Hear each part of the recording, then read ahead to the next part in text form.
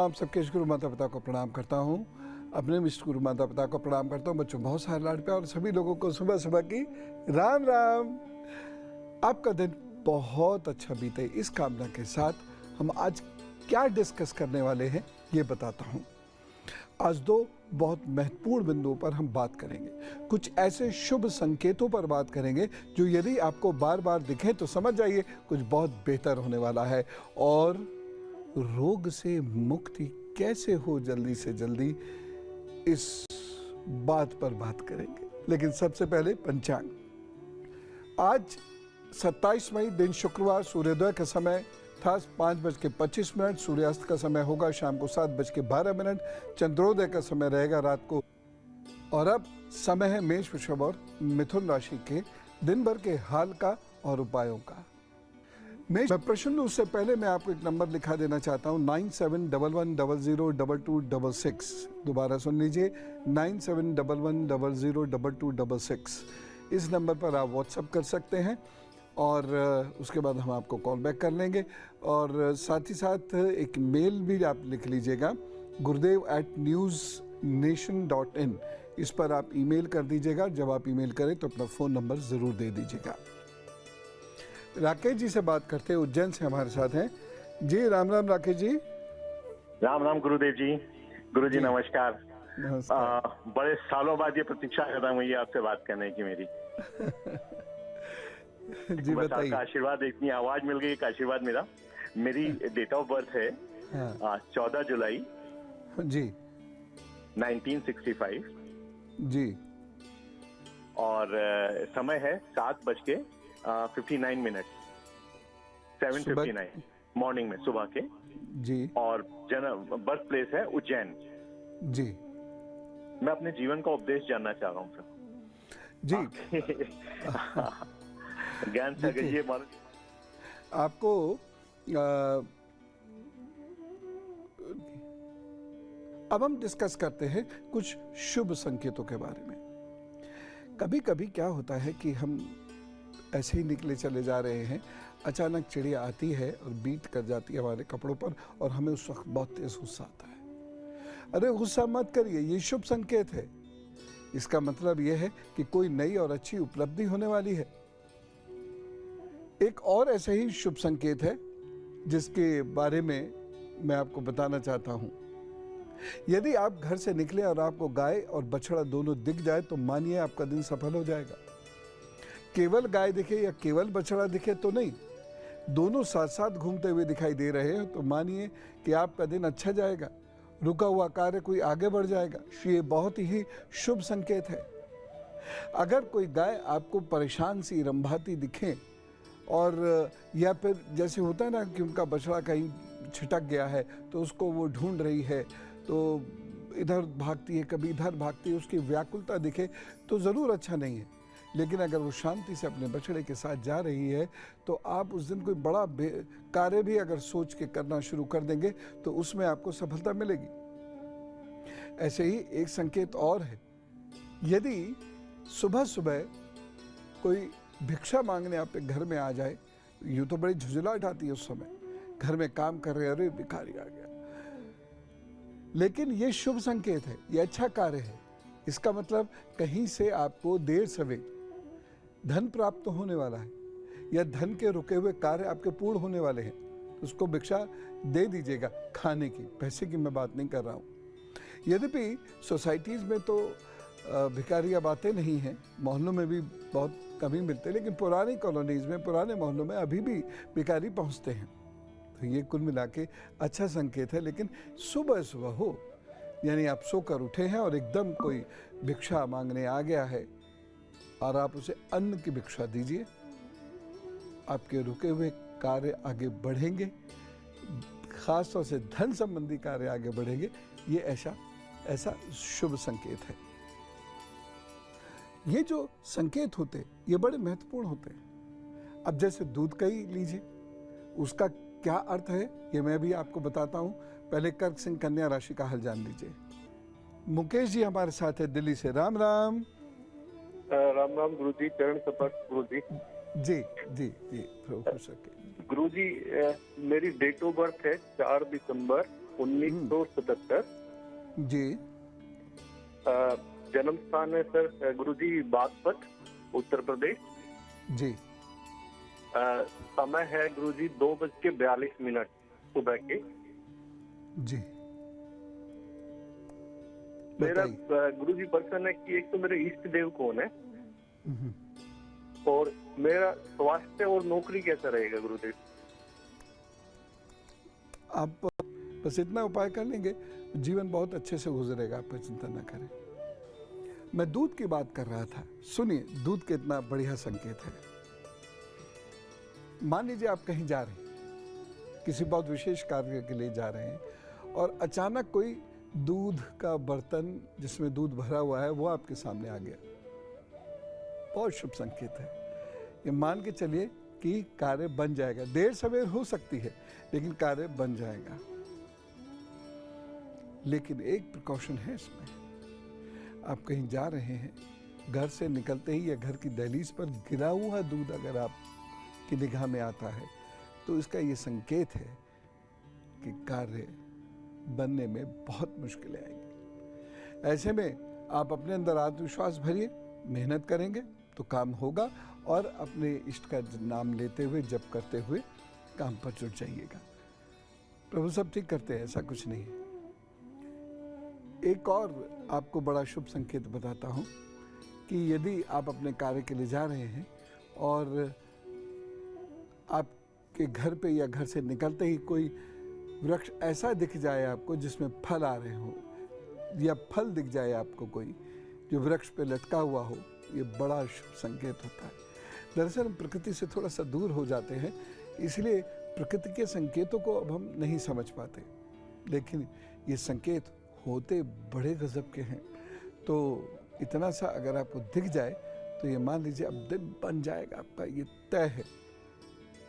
लेकिन एक बात का ध्यान जरूर रखना होगा कि जब भी आप बाहर अपने कार्य के लिए निकले और कहीं कोई ठोकर आपको लग रही है, रुकना नहीं है, काम कोई नहीं रोकना है, कोई शक या वहम नहीं पालना है।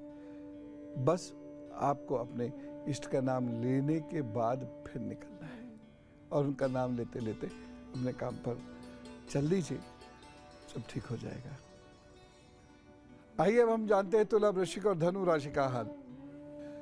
तुला राशि, घर गृहस्थी में ध्यान से रहने की जरूरत है, झगड़ा झंझट हो सकता है, पार्टनर के साथ भी कोई, तो सब ठीक करेंगे। सोफिया जी से बात करते हैं, दिल्ली से हमारे साथ है जी। राम राम। आप गुरु जी जी जी, मैं ये पूछना चाह रही थी कि मेरी बहन है छोटी, मैं उसके लिए 5-6 सालों से रिश्ता ढूंढ रही हूँ और कहीं भी बात नहीं बन पा रही है, तो मैं ये जानना चाह रही थी कि इनकी शादी का योग कब तक है? मेहनत करेंगे तो काम होगा और अपने इष्ट का, मैं छोटी, मैं उसके लिए 5-6 सालों से रिश्ता ढूंढ रही हूँ और कहीं भी बात नहीं बन पा रही है, तो मैं ये जानना चाह रही थी कि इनकी शादी का योग कब तक है? उनकी डेट ऑफ बर्थ क्या है? 20 अप्रैल 1991। और टाइम? टाइम दोपहर का टाइम है, 3-3:30 बजे के बीच का टाइम है। अच्छा जी।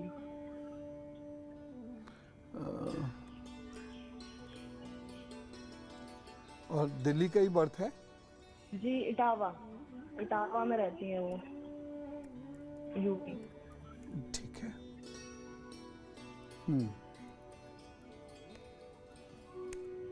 देखिए योग तो बनने शुरू हो गए हैं जी। और जुलाई से योग ज़्यादा बेहतर है।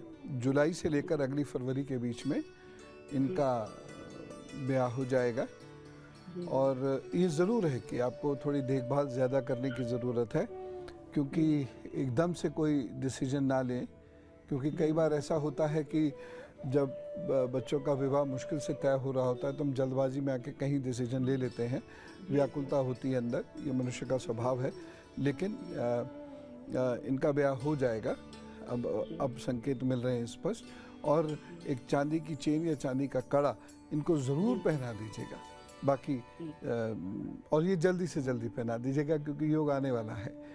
बाकी सब ठीक है, कोई चिंता की जरूरत नहीं। जी गुरु जी, थैंक यू। आपको एक और शुभ संकेत बताता हूँ। कभी आप सोएं और नींद में एक बहुत बढ़िया काम हो जाए। नींद में आपको अपने इष्ट या गुरु या गाय के दर्शन हो। ये प्रसन्न मुद्रा में हूं, आपके काम बनने शुरू।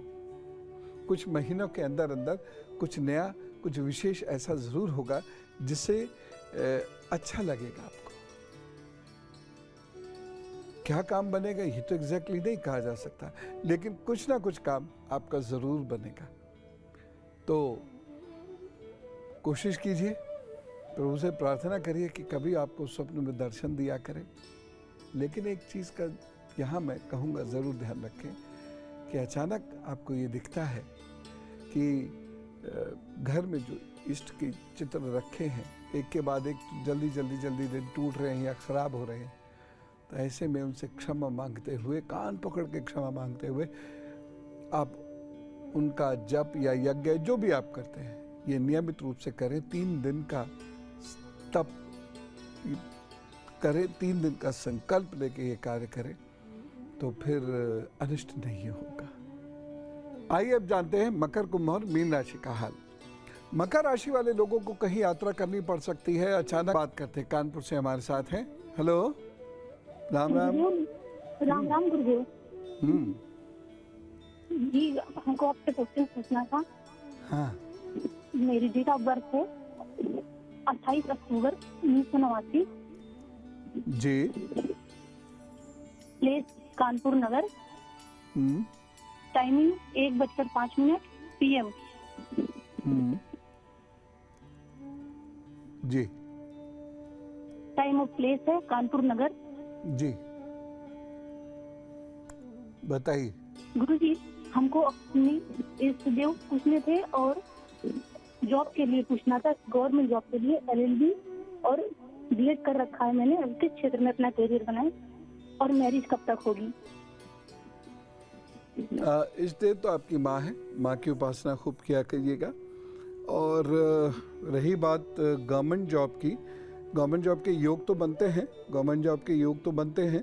तो आप क्या कीजिए, एक तांबे का छल्ला अपनी दाहिनी रिंग फिंगर में ज़रूर धारण कर लें। मंगलवार को तांबे के गिलास में जल पिएं और रोज़ाना सूर्य की उपासना ज़रूर करें किसी भी रूप में। और बुधवार के दिन आप गणपति जी का ध्यान और पूजन अवश्य किया कीजिएगा। दूर्वा लेकर उसे अच्छे से धोकर भगवान के चरणों में चढ़ाकर ओम गंगणपताय नमः का जप करें, या अथर्वशीष अगर आप पढ़ सकते हैं तो अथर्वशीष का पाठ कर लिया करें। बुधवार के बुधवार आपका सिलेक्शन जरूर हो जाएगा, ऐसे संकेत मिल भी रहे हैं। 2024 आपके लिए विशेष रूप से अच्छा है। और अब उनकी बात करते हैं जिनका है आज जन्मदिन। तो आपको जन्मदिन शुभेच्छा, बहुत सारी शुभकामनाएं। और अब जानिए आपके आने वाले 12 महीनों का हाल। आपके 12 महीने बहुत अच्छे हैं आगे बढ़ने। हाँ जी। Time, birth time. टाइम मुझे एग्जैक्टली देव याद नहीं है। अराउंड 1 to 2 के बीच दिन का टाइम है।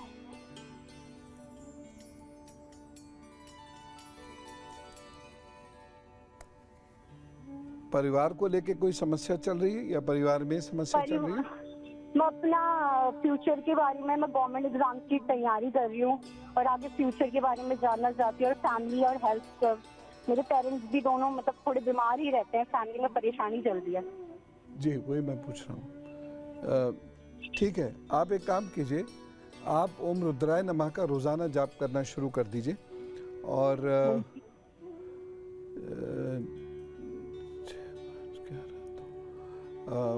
बस ये आपने करना है, 2 वर्ष तक इसे करते रहिए, ठीक है? तो इस साल ही मेरा गुरुदेव जी, मेरा जॉब वगैरह का कब तक होगा? ये मुझे लग रहा है कि इसी साल दिसंबर तक, नहीं तो अगली 15 फरवरी तक हो जाना चाहिए कुछ, इससे पहले ही हो जाएगा, ठीक है? ये उपाय आप ज़रूर कर लिया कीजिए और माता पिता की अपनी सेवा करते रहिए। और महीने में किसी एक शनिवार को चप्पल का दान ज़रूर कर दिया कीजिए।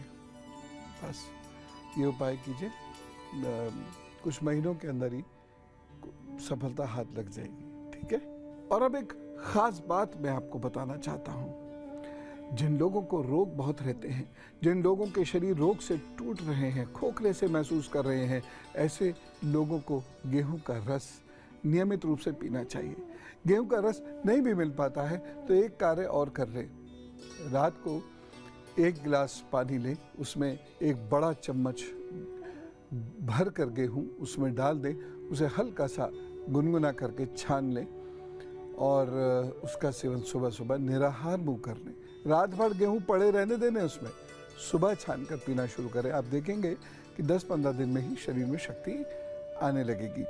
दूसरा जो कार्य आपको करना चाहिए, यदि रोग नहीं जा रहे हैं और आप एक के बाद एक रोग पकड़ते चले जा रहे हैं, तो 1 दिन की दवाई नाली में रात में ज़रूर बहा दीजिएगा, ठीक है। दवाई अपनी खाइएगा, एक एक्स्ट्रा दवाई ले लीजिए 1 दिन की, वो बहा दीजिएगा, ठीक है। एक कार्य आप ये कर लीजिएगा। और दूसरी चीज़, ये दवाई को हमें बहाना कब है उसके लिए दिन नोट कर लीजिए। या तो पूर्णमासी हो, या शुक्ल पक्ष की पंचमी तिथि हो, षष्ठी तिथि हो, सप्तमी तिथि हो, अष्टमी तिथि हो या त्रयोदशी हो। ये कार्य आप करिएगा तो प्रभु कृपा से ज़रूर लाभ होगा और आपकी दवाइयाँ धीरे धीरे कम होते होते ठीक हो जाएगी। आपका मन अगर बहुत खराब रहता हो ना, तो एक काम क्या कीजिए कि शनिवार के दिन घर के पश्चिमी कोने की सफाई आप स्वयं किया कीजिए। और घर में कोई भी फटा हुआ कपड़े का इस्तेमाल दूर की बात है, वो रखा हुआ भी नहीं होना चाहिए। फटा हुए कपड़े को आप किसी को दे दीजिए या फेंक दीजिए। फटे हुए जूते फेंक दीजिए। तो इस प्रकार से घर में सुख शांति और अपने मूड में स्ट्रेंथ आप महसूस करेंगे। और अब गुरु मंत्र। जो लोग अपनी जिंदगी ठसक के साथ जीना चाहते हैं, जो लोग अपनी जिंदगी रौनक के साथ जीना चाहते हैं, आत्मविश्वास के साथ जीना चाहते हैं, जो अपनी जिंदगी बहुत पॉजिटिव बनाना चाहते हैं, जो अपनी जिंदगी बहुत प्रोडक्टिव बनाना चाहते हैं, ऐसे लोगों के मन में मृत्यु का भय लेश मात्र भी नहीं होना चाहिए। जो मरना सीख जाते हैं वो जीना सीख जाते हैं। तो आज हमने ये सारी बातें की। आशा करता हूं कि आपको बहुत सारे शुभ संकेत मिलेंगे और साथ ही साथ आपका रोग ठीक होगा, दवाई भी आपकी छूटेगी। प्रभु के चरणों में ये सब कामना करते हुए आपके दिन शुभ हो, आपका कार्य बने, ऐसी कामना